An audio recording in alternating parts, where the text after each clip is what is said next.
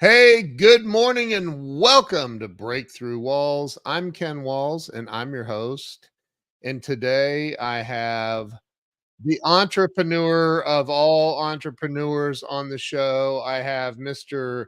Greg Ryder on the show. And I'm excited to hear this guy's story because he's like many of us in the entrepreneurial space, he's been through a thing or two in his time, and I can't wait to hear his story. So, if you would do me a favor and share this out right now, share it to everybody you can, and stay tuned. I'll be right back with Greg Ryder.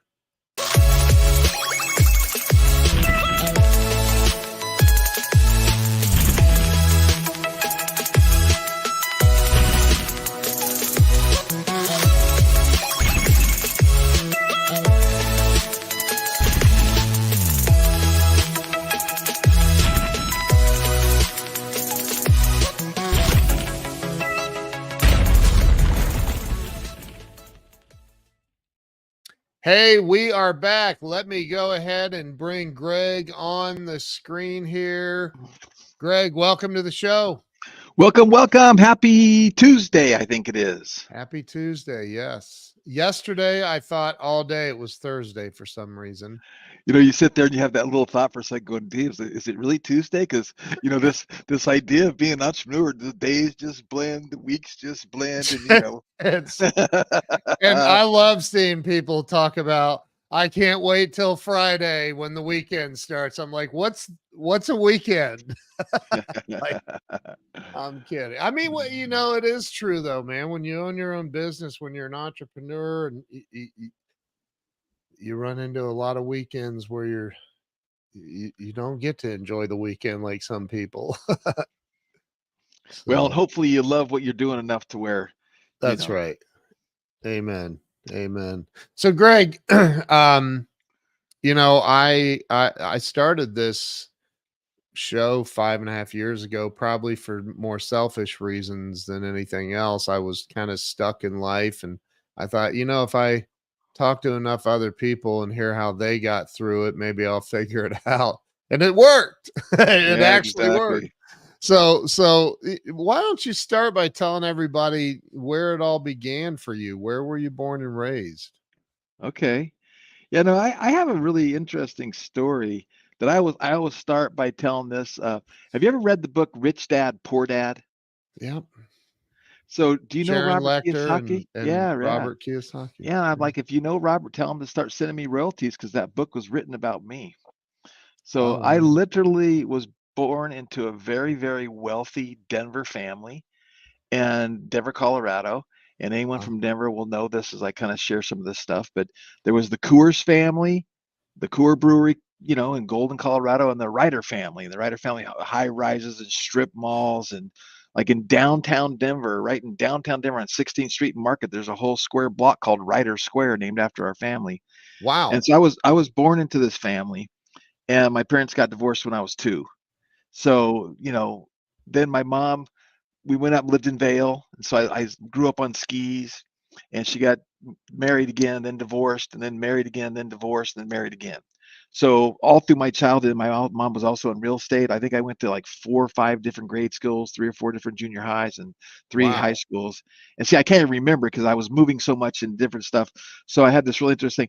But I always visited the rich dad, and the rich dad's taking me to Jamaica and Disneyland and Disney World. And, um, that exposure to having my dad and like, yeah, it's nothing special about my dad. He did it. And my mom had an entrepreneurial spirit and she started some restaurants and, going through the marriage and divorces, she had to kind of be a survival person by herself. So I think that's kind of what laid the groundwork for my future was, being raised by an entrepreneurial mom, having a successful dad, and me going, geez, look at him. Is like, actually, my dad was an alcoholic and he Wow. didn't treat my mom very well. And I'm like, I had this kind of love-hate relationship with him. But I would always go, God, if he can do it, anyone can do it. Wow. So Wow. you ever spend any time in Colorado? I no. I drove through Denver on my way to Vegas one time.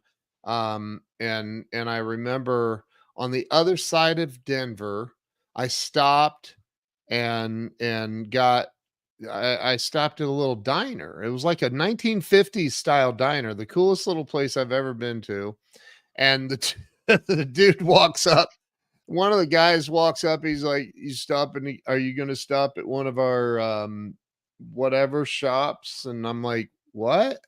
What's that?" And he's like, "Get some weed, dude. You can get it's legal." And I'm like, that "No, I was will not that was be." I left there before that happened. It's changed a I lot. was like but, and then you're coming down on the other side, you're coming down the mountain, and this girl's like, "Don't go at night because you're gonna go into Utah, and there's like 100 miles with no cell phone service."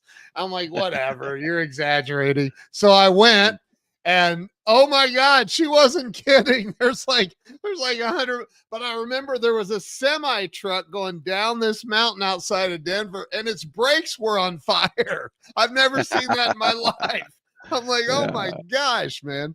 So yeah, that's my only experience in Colorado. It's so beautiful, though. it Oh is my, beautiful. Yeah, it is beautiful. it's beautiful. So, So that's but kind of yeah, how it all started. yeah, okay. Well, I that's literally have that rich dad poor dad story. yeah. You're making me want to go back and reread Rich Dad. It's been a long time. So, but Well, yeah, and I was going to say, interesting enough about that, right? For me, my dad, I'll tell you a quick little story. So my dad, I was working construction and pounding nails in a high rise and doing that, and I'd been working for a year and saving up some money and making more money than a kid my age should make, and my dad just brought I actually had a picture of it somewhere on my computer, but a brand new Jaguar XJ12, right? And it's like nice. he Yeah. comes to pick me up, and I get in the car with him, like, brand new car, this is nice. And then when I got into this front seat and the shotgun seat, he had this big giant stack of stock confirmations.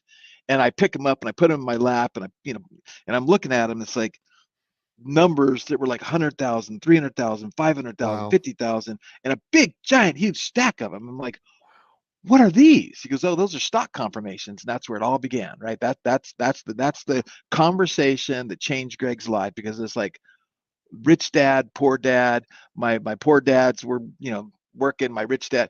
What's a stock confirmation? Oh, well, let me explain to you. So he starts telling me about stock confirmation, and I'm like, well, how much did you make? He's like, I don't really know. That's why I'm going to my account and taking them all my receipts, because I don't know if I made 2 million or 10 million, but we made a lot of money. Oh my And gosh. Wow. and so that was kind of my foray into the investment world. And my dad said to me, he said, well, have you got any money saved up? And I go, yeah, I got a couple grand saved up. He goes, well, I'll get you in a deal.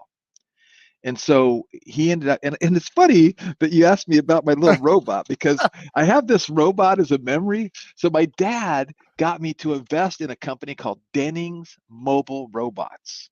And I think it Wow. was 1982 or Oh 81. my gosh. And it was the very first robot company. And we got in the stock at 10 cents a share, and we sold at 70 cents a share in four Wow. months. In 4 months. So I turned my 2 grand into 14 grand. Now, again, these are the kind of investments that, Wow. you couldn't even put 2 grand in, because my dad put 100 grand in. So he put 100 grand in. I piggied back two with his hundo, and we turned Wow. that 100,000 into 700,000 in 4 months. And I'm like, I have found my home. I will be a stock trader. This is easy money. This is awesome. Yeah. So Oh my that's kind of how it god. all started, right? And that robot company never made a robot or nothing. It was just Wow. so But you on the other side, you had your mom getting married. It sounds like a couple of other times. And were these men also wealthy or no? no, no, no, no. No, Rich no. dad, poor Okay. dad. Right. Okay. That's what I thought. So I can't. I just grew up poor, man. Like there was no rich dad anywhere, like nowhere, right? So, Yeah. so I don't have that contrast. So, what was that like? I can't even imagine what that must have been like to have such a sharp contrast between somebody making millions and somebody not. Yeah, you know what? And I don't know that there was that big of a contrast because, at that age, as you're growing up as a kid and in junior high and high school, where you start to get aware of what money is. Yeah. I visited it and I went on vacations and saw it. But like I said, my dad didn't seem like anything special. He didn't seem like an Elon Musk. He didn't seem any special. He just didn't. Yeah. Um, and Wow. so for me, it was just like, until that idea of making that money in the stock market, I didn't have any interest in money. But I'm like, man, that was cool, and that's a lot easier than pounding nails, right? And working construction. Yeah. So I'm like, man, that worked for me. And so I immediately got my securities license, got my stockbroker's license, and my dad would say, buy this, sell this, buy this, sell this, buy this, sell this. And we made pretty much money on every trade we did. And I'm Wow. like, I don't understand this. How's this happen? And he's like, oh, it's a good old boy network. I'm like, a good old boy network. Uh, What's that? He goes, oh, you've heard that term. The rich get richer. wow. So, so these principles, right, and these concepts you get Yeah. exposed to, I've got this concept. I'm writing a book called The Law of Exposure. Mm, And it's like, you want to spend your life exposing yourself to more things and different things. Even like this interview, if you're watching this interview, hopefully there's something in this interview that will inspire you, motivate you, or do something to help trigger something in you to, make a difference in your life, because I was exposed to some cool stuff. And I'll tell you one other quick story that might lead to some more questions is right at that same time, my older brother introduced me to Zig Ziglar, Jim mm, Rohn, mm, Dennis mm, mm. Waitley. Wow. And I remember Jim Rohn saying something like, you can't blame anybody. You got to take responsibility for yourself. And if you're not learning, you're dying, and you should turn your car into a college and a university. Yeah. And I took that literally, and I'm like, this is cool. And I started learning 20 minutes every day. And then I got the book Think and Grow Rich. And that Yeah. really is what changed the trajectory of my life. The combination of what my dad was teaching me and making money in the investment banking world, and then reading that book. I went to the firm I worked for. I went to my dad and said, Dad, I want to buy the firm I work for. He goes, go for it, buy it out. So I bought the firm I worked for when I was 21 years old and was the youngest owner of an investment bank in the history of the country. And I tell people that was my first big mistake in life. I made a lot since then, but you know how Oh those things my shape your life, right? Yep, yeah. Wow, man. Okay, so if somebody said to me, "Describe the perfect childhood to me," I would say, "Just go listen to Greg Ryder's story." Because Well, you I don't know and I'm about not that. saying that it was without its ups and downs, but that it took me years to discover Jim Rohn and Zig and Brian Tracy and all those guys. Like it took me it took a lot of lumps. And then one day I'm like, wait a minute, I don't know anything about selling or anything really. And those guys will teach you life. You're Yeah, 1,000% right. So you were yeah. set up for success, inadvertently, probably not even fully realizing um Yeah, that you know what? gift. That's an interesting thing. It's like, you think about that and you expose other people to personal development. Maybe it takes them a year, maybe it takes them a week, For me, it was instant. I got it. I'm like, Yeah. dude, this is what I need and this is what I want. Yeah. And I embraced learning and growing. And I really didn't do good in school. I barely graduated. I actually got kicked out of college because I went skiing every day as opposed to college. That was the other thing. My rich dad. So here's the rich dad story, right? So I graduate from high school. I'm getting ready to go to college. And I said, oh, I'm going to go to a community college before I go to a university. And so, that's kind of what I want to do, pops. And so my dad gave me this what's called a gold pin, and it was literally a piece of gold that you hung around your neck, and it would give you one free lift ticket in just about every ski area in Colorado. And Yeah. that was my graduation present. So I picked the community college up in Glenwood Springs, which was, about 25 miles from Aspen and 25 or 30 miles from Vail or whatever it was, and then a little ski area. And I skied 100 days that year. I Oh didn't go my to school. that doesn't work well with college I at know, no, all. exactly. So, Uh, Joe Ingram's on here. He says you wear those headphones 24 hours a day. Joe. Come on, Joe. These things are Joe. not headphones. This is part of my what? You don't like the way I look? These growths on my ear? Come on. I love it. And you So know what? I okay. actually have okay, go ahead. Well, I want to go to because I didn't go to college. I didn't graduate high school. They told me in 12th grade, like 3 months before graduation, that I didn't get a biology credit in 10th grade, and I'm like, I know. I hated that class. Like, I when am I going to dissect a frog again? But here I was acing trig and analytics, geometry, and algebra, and all of the but I didn't get a biology credit, and they said you can't graduate without it. You'll have to come back for a whole year, well, half a day for a whole year next year. And I said, that is not going to happen. I'm not doing. And they wouldn't negotiate, so I just left. And I said, I don't need that. And I'll never forget. I had Brian Tracy on the show, and for the longest time, Greg, I felt like the biggest piece of crap. like like I didn't graduate high school. I'm a loser. Until I heard that Brian Tracy didn't graduate high school either. And then I'm like, there is hope for me. Good deal. There's hope. Good deal. There is hope. But go back to when you bought out this company, and you were now in charge of your own brokerage firm, I guess is what it's Yeah. called. Yeah. What was that like? How many years did you do that? Pretty much throughout the whole 80s, like the first about 14 years of my adult life, in Wow. some fashion. I it was amazing because we got in that we were in the penny stock world, and so the Wolf of Wall Street, Yeah. and it wasn't quite like I wasn't quite doing what was going on with Wolf of Wall Street, but kind of it's like we were at the bars every night. But what I really got is we were raising capital for early stage companies and dreamers and entrepreneurs. And there, to me, I'll give you just a couple like amazing cool stories. So the very first deal I did, matter of fact, I gotta have a show and tell for this, so I gotta have a wallet. So I actually, Here, I'm gonna you give you guys, full screen. you guys see the screen? That little chip right there, that little Yeah. chip right there. Yep. I raised a company money that invented that technology in 1984. It was my very first underwriting. We raised $5 million for him. It was called IntelliCard. And Wow. I did some stuff that I put a syndicate of investors together, and that people were just like blown away as a 21-year-old. I brought the syndicate together, and Oh then my at the God. closing table, I gave that investor and his wife. I just remember it like it was yesterday. Here's your $5 million, tears streaming down their face, going, Greg, you're making our dreams come true.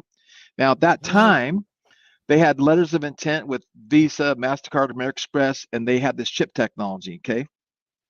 So I just thought, this is my first deal. I'm going to make $1 billion. It's like over. This is incredible. Yeah. Well, as luck has it, the founder, within about 4 months, the founder has a heart attack and dies suddenly. Oh no. The wife inherits in stock. She has an affair with the attorney that was on this deal, and the technology disappeared. And I never saw it again Oh, until how long has this chip been on this card? What, 8 years, 10 years, 12 years, 15, 20 years? I Anyway, don't. it disappeared. Yeah. The technology disappeared for a couple decades. Oh my God. Yeah, so that was one story where we lost all of our Well, money. what happens when you hand somebody a $5 million check, and that's selling their stock? How did you do that? Is that Yeah, penny yeah. No, stock stuff? we sold a percentage of their company to investors to give them the Okay. funding they needed. Yeah, Does yeah. that come And back on when? How does that happen? How does that work? Oh, you just file some paperwork with the regulatory agencies, and you sell stock, and everyone gets a percentage of ownership, just as if you were investing in Microsoft or anything else, right? So we did that. I'll tell you a better story than that one. That's got a better ending, right? Is a guy comes in my office, and he says, hey, he goes, we're starting this little thing called Home Shopping Network. And we're going to sell stuff Oh on the no television way. 7/24, 365. And we're going to accept credit cards over the phone and everything. And blah, blah, blah. It's like, now again, to go back to the 80s. In the 80s, we had ABC, we had the three major network channels. Cable was just coming out, which we'd also raised money for Daniels Cable and some of the cable companies. But no one had, Wow. and then you had the little, the infomercials and that kind of stuff starting to come out. But no one had ever sold anything on TV, and no one ever getting the credit card over a phone. And I believed in the guy, and we helped raise the original $600,000. It was only a Oh my. $600,000 raise to get them going. And we were part of the syndicate and helped them raise that original seed capital to get going. And I love telling this about that because, see, it's when guys, with investors like at that time, me believed in an entrepreneur, and then what we're looking for in that thing is we're trying to create torrential, like I'm a copycat marketer, but this is a Greg Wright original, torrential downpour economics. You've heard of trickle down economics, right? That was Yeah. made famous by Art Laffer, who was the economist for the Reagan administration. Well, Yeah. I came with this term, torrential downpour economics, and you go, well, what's that? It's like when an investor believes in an entrepreneur, gives them 600 grand, and you look at the trillions of dollars that have traded hands with every manufacturer, every box company, every shipping company, every truck company, every TV station, every advertiser, every person that's associated with Home Shopping Network over the last 6 or 7 decades. That's Yep. torrential downpour economics because we believed in that guy and those people, and they became really, really successful and helped change the landscape of society and the world. So that was pretty Wow. exciting. And I have a lot of stories like that. That's incredible. And you did that for, you said 12, 14 years, something like that? Yeah, yeah, yeah. Okay. All through the 80s and into the early 90s. So until you were in your 30s, I'm Yeah, assuming, ish. yeah. So where did things go for you from there? What I mean, I know you're huge in technology, as am I, but where did things, because I mean, Well, I tell people I built my very first website in 1994. I hard coded it HTML with a program called Hot Dog. It was an HTML editor, right? So, and I taught myself. There was no, you couldn't Google it because it didn't exist, right? So, yeah, like, yeah. where did things go for you when you left the investment firm? Well, let me say, because of the name of the breakthrough walls and kind of maybe Yeah. in the idea that I try to help somebody. So through that process, I got into cocaine. Seriously, cocaine. Like I got to where I Oh, was doing an 8 ball of cocaine a day. And if those you don't know that, at that time it was like $300 worth of cocaine a day. It was terrible. It was bad. And this is a great testimony I love to share with people because um, I was in bad shape. I had some people coming after me that were in the drug world because I kept like mm, like I'm not going to pay you. Don't give me any more. I'm not going to pay you. Don't give me any more. And I'm thinking that they would not give me any more, and or anyway. So I ended up doing something really interesting that I felt I was led to do. I called my mom up and I said, "Hey, mom, I am addicted to cocaine, and I want to go kick this on my own, and I want to get off this drug. And if I don't, I literally want you to have me committed." I called up my dad and I told my dad the same thing. And I said, I need wow. you to talk to mom. And I said, I'm going to go stay at the house in Vale, and I'm going to take my Bible, and I'm going to try to kick this thing on my own. And so I went there with the intentions, but I kind of came clean with both of them. And I went up to the house in Vale, which, it's not a really good place to go if you want to get away from cocaine, because there's a lot of cocaine out there I was now. gonna say it doesn't sound like, yeah. But I stayed there, and I went and I read the Bible. And during this time, I had this spiritual thing where God opened up my eyes into the spirit realm, and I Mm, saw angels and demons fighting. And I saw this so real. I wish I could make a movie of it. I wish I could experience it with people.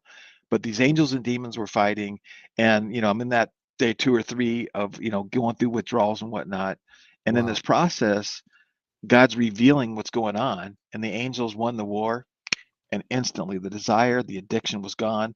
I literally packed up that afternoon, went home, and never touched it since. Wow. Yeah.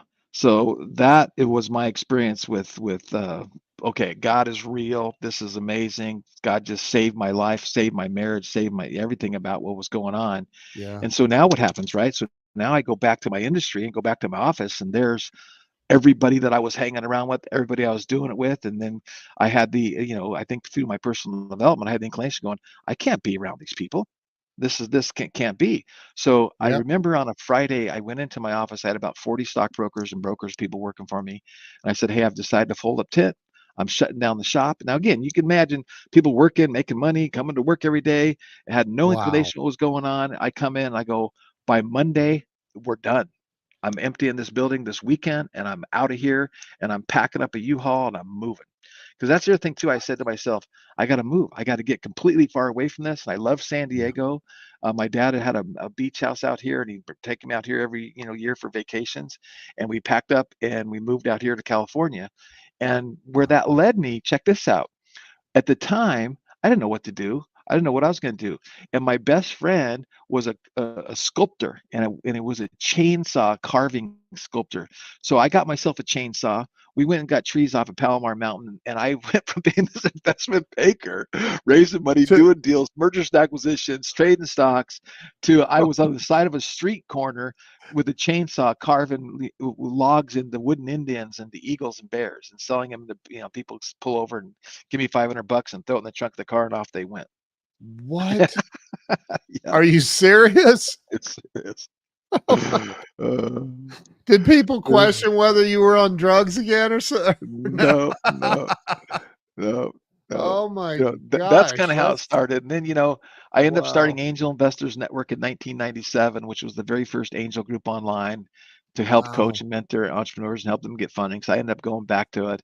And I actually bought the first ISP in town in San Diego. And I actually built a company called FirstNet Technologies. I bought the very first e-commerce mall that was online in 1997. And so Wow. I've been kind of doing this for a while, and I just love early adoption. I'm an early adopter in just about everything. I always got the new phones, the newfangled widgets, the new little robots. I always like that stuff, and I always love coaching, mentoring, and helping entrepreneurs. And I've been doing it my whole life. Man, you and I are so much cut from the same cloth. It's crazy. You may have had a little more success than me, but that's incredible, man. I think that because I think about that too. My wife will be like, "Did you order the new iPhone?" I'm like, "Yeah, you get my hand me down." She's like, "What? Why did you get the new one?" I'm like, "Cause I needed it. Like it's new. I gotta have it." Like, what do you mean? Why? Like, but I'm sure you can relate to that. But I think that now I am holding out on the 15 till I want to see what they're doing with the next iteration. But so when you talk about ISP, like you bought that had to have been 1993 or 4 ish. And when you bought the first ISP, I would imagine Yeah. had to be in mid 90s, somewhere in there. Yep. It was Because the mid '90s. yeah, a buddy of mine called and said in West Virginia, I was living in West Virginia. He goes, "Hey man, you want to come over and help me build an ISP?" And I said, What is that?" Like I didn't even know what it was. I watched him do it, but um it's interesting though how um you've seen things change dramatically, as have I, but I Yeah. want to hear it from your perspective. Um Go back to 1994 to now. Like what have you seen change in technology, and where's all of this headed? I hear so many great things about AI, and then I hear a lot of really negative things about AI. What's your spin on it? What's your take? I wish I was smarter. I don't think of myself as a smart person. I think of myself as a well-read person. And Mm, and for me, I was telling somebody just yesterday, coincidentally enough, back in those days, I want to say our hosting bill for just a website was 1,000 a month, right? It was yeah, like, because we had to have our own little servers and we had racks, and you either rented a rack somewhere, you had a rack in your office, and yeah, there was nothing cheap about starting a business, mm, especially an online business. And now it's like, dude, you can run whole SaaS companies on the cloud with very minimal, yeah, hosting fees and that kind of stuff. Like what we do with Pay with Launchcart with over 50,000 customers, it's like incredible. So I think the opportunity to start a business is better than ever, and it's easier than ever.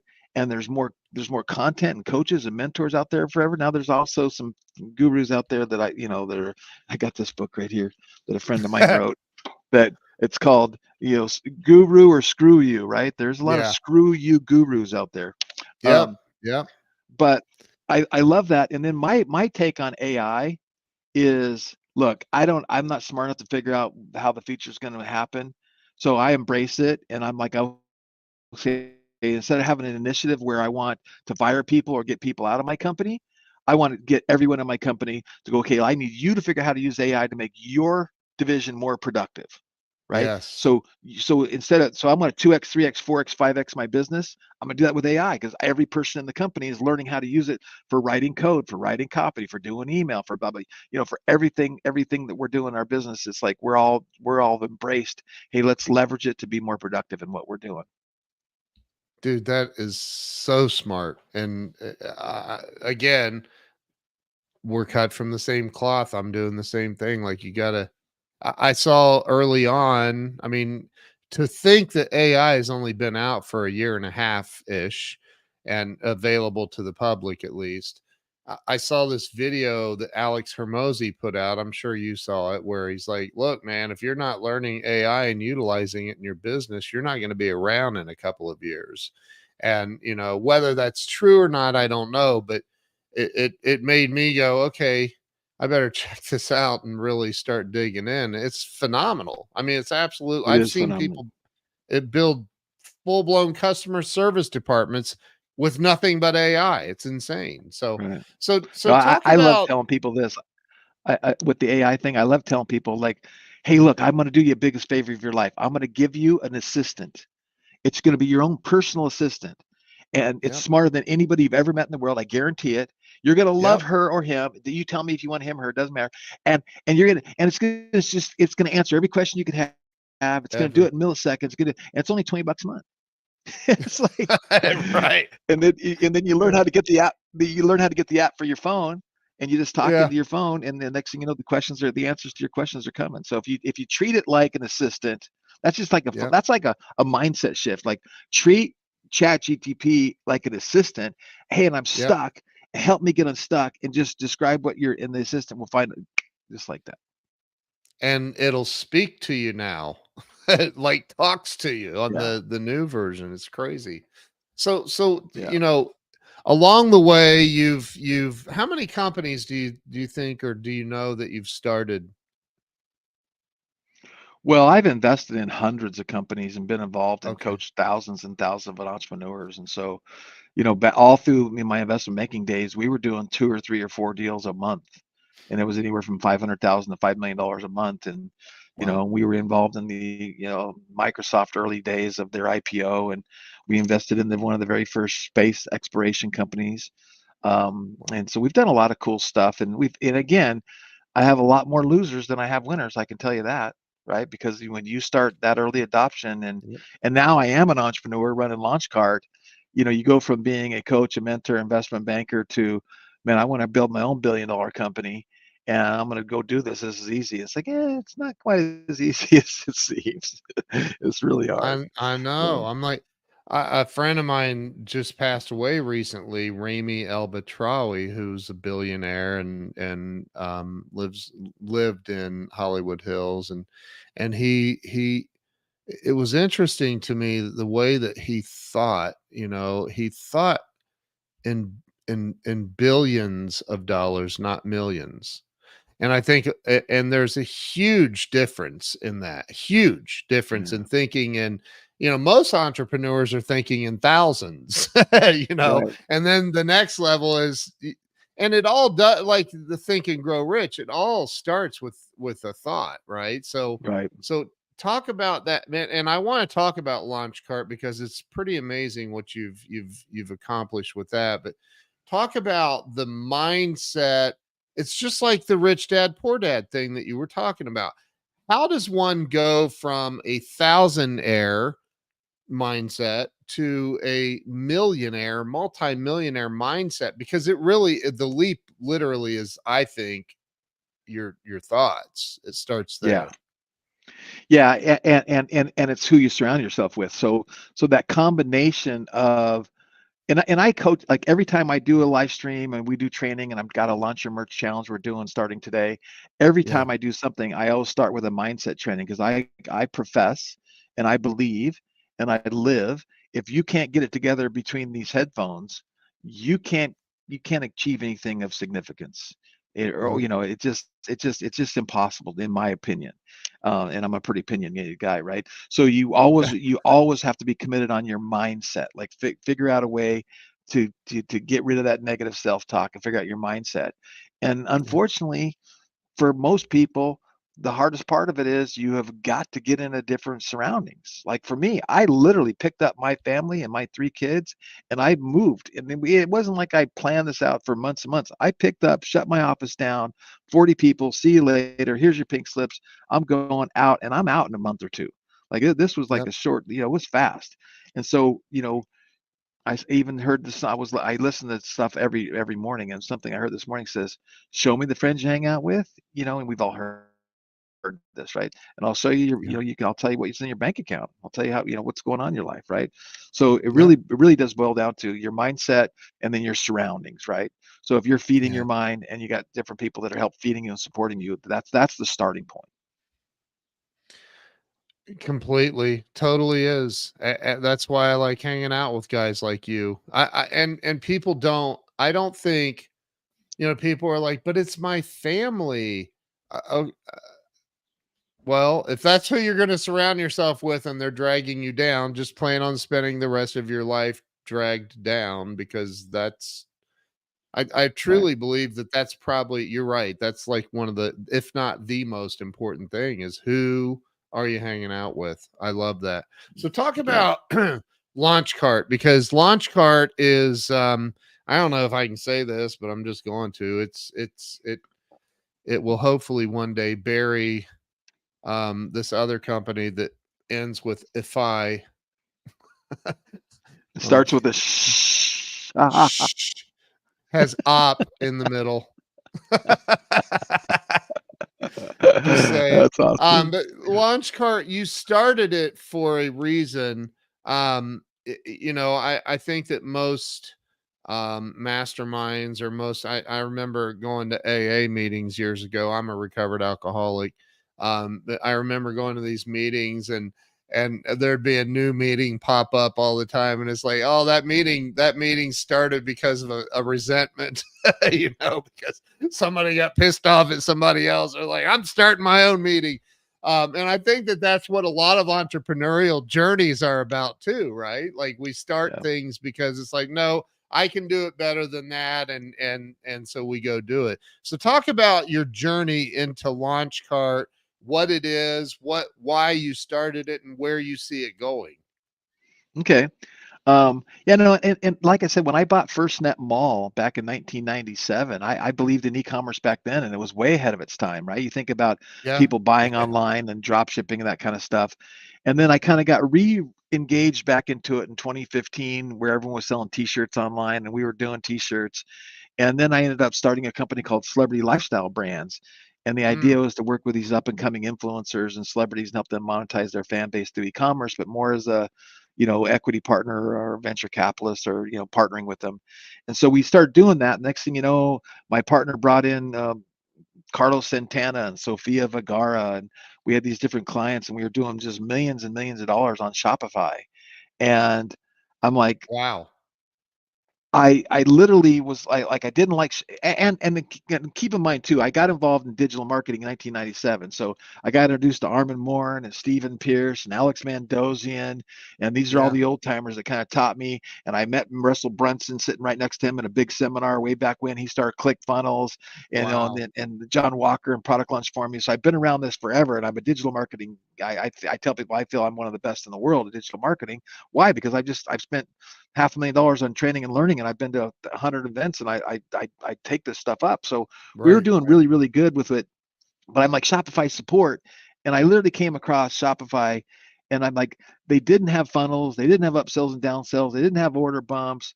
Every time you wanted to do something, you had to go get another app, and you had to pay extra for the app. And when I launched, like we launched the brand for Bethany Frankel called Skinny Girl.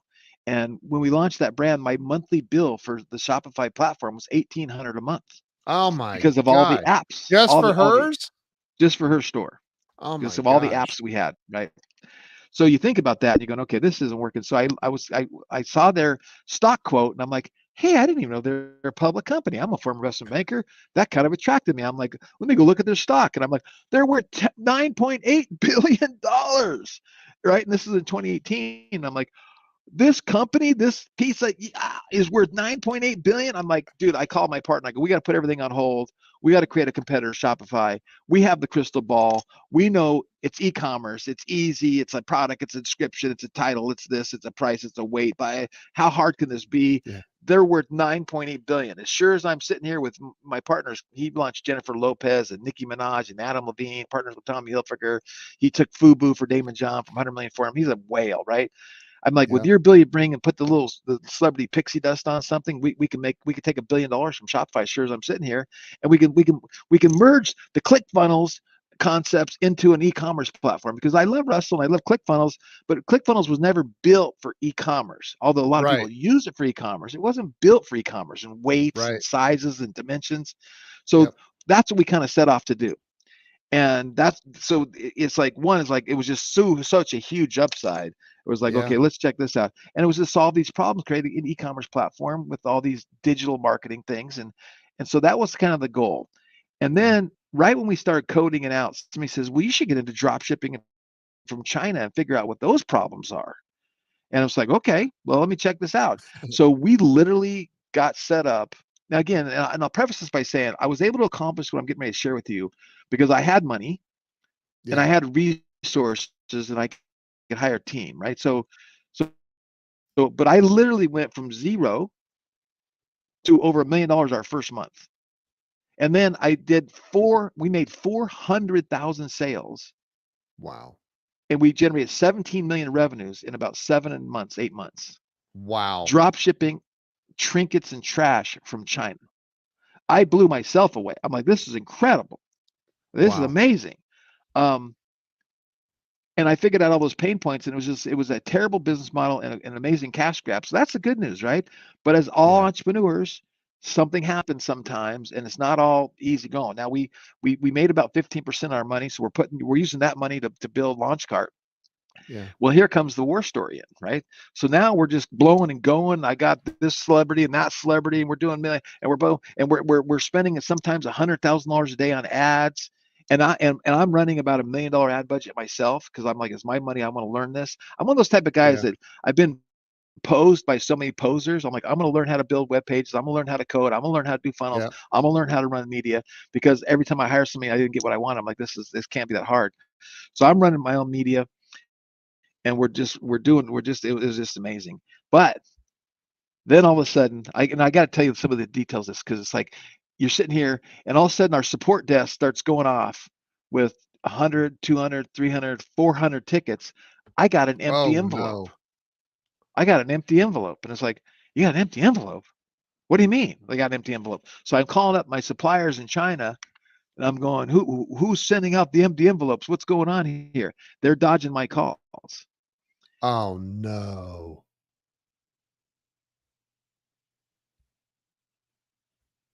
Uh-oh.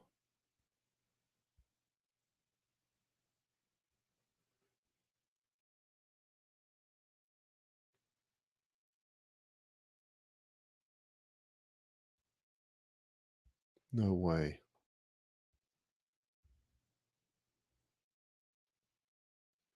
Okay, you back? Did I lose you there for a second? Yeah, yeah, I don't know what Okay. happened. The internet totally froze. Yeah, that was weird. So check this out. So now I get a wire back for 500,000, and we were wiring $100,000 a day to China. We get a wire back for $500,000, and my accountant's like, What? "Hey, we just got a wire back from China for 500 grand. Why are we getting money back?" And I'm like, "I don't know." So I finally got a hold of my suppliers. They said, "Oh, you know those products we told you could get and that you sold? We can't get them, so we're sending your money back." I'm like, "No, no, no, no, no, no. I don't want my money back. I want the products." They're like, "Oh, we can't get them. We're sending you money Oh, back."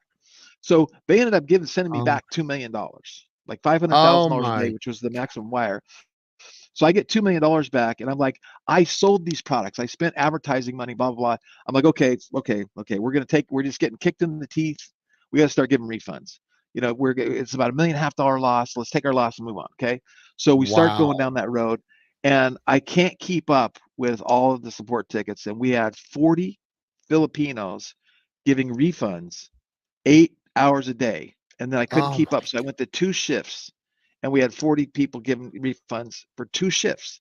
And I'm thinking I'm doing the right thing. I'm taking my money and we're giving refunds and just, blah, blah, blah, and doing this stuff. And then some people are getting chargebacks. We're giving refunds. It was just nightmare. And then all of a sudden one day I come in to my office. I'm sitting in my same office, and I get the mail, and like there's 9 letters from Chase. And I open up, and there was a check. Here's a check for 200,000. There's a check for 600,000. There's a check for 50,000. Every single account I had at Chase, they closed and sent me my money. oh I my literally go 2 gosh. blocks down the road to Chase. I go talk to the manager who I knew very well. I'm like, dude, what is this? Why are my accounts closed? And why am I getting these? What's going on? He's like, what? He gets on the computer. He's looking, call. I don't know. I don't know. Oh Well, my because God. we were given so many so many things, refunds, they thought we were scamming. They shut us down. PayPal shut us down. All of our merchant accounts shut down. And within Oh my 45 days of this ordeal happening, I call it the China debacle, we were out of business. Like literally, oh my God. not one merchant account, not $1 revenue coming in. And my celebrity clients are going, hey, what's going on? How come, what's up with our sales? And we couldn't accept credit cards. Everything was shut down. And this was with Launch Cart? Right in the middle of launch cart. Right. Oh my This is gosh, man. This Are is in you kidding me? 2019. Yeah.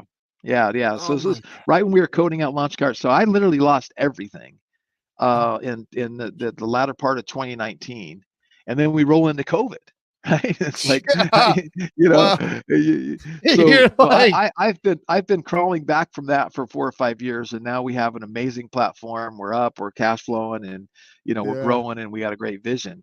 And that's kind of what led me to going back to why. It's like, okay, you have the one side going, hey, I want to create a digital marketers e-commerce platform with order bumps and upsells and funnels and pages and yeah, page builders built for e-commerce. And now I'm solving the drop shipping problem because now we have a marketplace technology and we're putting things in place. So now you can drop ship real products from real brands with real protection and never have to deal with China and not have to worry about the risks associated with drop shipping. And we're actually creating our own category. I think it was Jay Abraham that I learned this from. He's like, if you want to be number one in a category, create the category. So we're creating a right. new e-commerce category called on-demand e-commerce. Wow. Did I, man, so much to unpack there. And I don't know that we have the time, but I like you. Holy crap, I cannot even imagine. So well, at least you had some checks come in from Chase, so you had a little bit of cash to to Well, live we on, kept but using you that to went, give refunds. I kept thinking I'm just going to oh my, give refunds because I'm not gonna leave people yeah, in the ditch. So, but yeah, no, that's it just it was just it was tough. But again, going back to breakthrough walls, like how do you get yep. through that? I got on my knees and I prayed. And Thank you. I got in the word, and I'm still going to church, and I'm like, Yeah, tears are streaming. What the heck just happened? How do you go from doing a couple yeah, 3 million, 1 to 3 million a month to zero, right? But you got the Lord got me through it. My friends, the one thing, you have the people around you, and you know who yeah, your friends are yeah, at that point because yeah, they're calling you, they're supporting you, they're offering you different things and helping you out. And we just got through it, and yeah. you just never give up. You get kicked in the teeth. I had a few weeks there, but you have to learn how to turn off that negative self-talk and just like, okay, boom, wipe the history. The past is the past. The future is the future. Let's go that way. So Wow, what a powerful story. I think, and this is one of the questions that I ask everybody on the show. I remember, and I love this when I had Brian Tracy on. He's like, you know how brilliant he is, and he's sitting there going, write it down, write it down, write it down. You got to write it down, and that's he preaches that, and I'm like, Brian, there's people that are going to hear this, they're watching this, they're going to and they're going to be like their cells are vibrating high. It's like the bass thump at church, like you get really excited for the Lord and then you leave and you're not excited. They're really excited and they know they need to do all of this, but after we hit end show, they're going to go on with their day today and they're not going to do any of it. And he goes, right. And I go, how do you get people to take action? He goes, you can't. I go, what? No, wrong answer, Brian. I'm like, what? So, but I think about, like, I've been homeless as an adult. I've been like living in my car. I've been, and I've been wealthy, and I just I wonder so much, like, how do you, or what do you think stops people, Greg, from having it all? From, I'm talking about financial wealth, the freedom wealth, the happiness wealth. How do you, what is stopping people from having, and you can't say fear, because that's the number one answer, and I think it's deeper than fear. Well, that's what I was going to say. No, I was going to say, Yeah. well, it's fear, but the fear, here's my thing. The fear comes from, and again, you go back to my experience of angels Yeah. and demons, Yeah. right? I've Yeah. seen them, and I could tell you other stories about seeing and being around the manifestation of demons. So I believe it's demonic. I believe it's a demonic oppression that maybe manifests its way in the form of fear, and sometimes it doesn't manifest the same in the form of fear. It does it in the form of procrastination, or Mm, of just a lack of will, right? mm, So I believe it's a demonic oppression that keeps people from accomplishing what they want, and even and a lot of times it just keeps them from even dreaming. How many people do you meet and you see that they don't even dream, right? They don't even yeah. believe they can achieve. And I think that kind of now we start a transition going back to exposure. Like Yeah. you know, if you get exposed to the right things and you go, wow, I can have that, I can do that, I can accomplish that. That's where it kind of starts. But if you have some demonic oppression that keeps you from doing that, then you got to really get into prayer and figure that one out. So, and people tell me, well, I don't believe in demons. It's like, well, I have a testimony I tell people. I like, look, think about those kids that went into Columbine in Colorado and shot up the other kids. So, what's your explanation for that? Here's my explanation: demons. Okay, and now guess what? Now I can blame the demons and hate the demons. And my dad was an alcoholic. My dad treated my mom terribly, and I had this epiphany where it's like, oh, those are the demons. So I can hate the demons and love my dad. And ever since I Mm, grasped that one concept, I had a greatest relationship with my dad ever, because I could forgive him and love him and hate the demons. Because every time he drank, he became Mr. Jekyll and Hyde type person, right? So you think about yeah. that and you go, okay. Whether you believe in him or not, it's a great way to blame somebody else and not your boss, not this, not that, and then try to use that to your benefit. I remember it's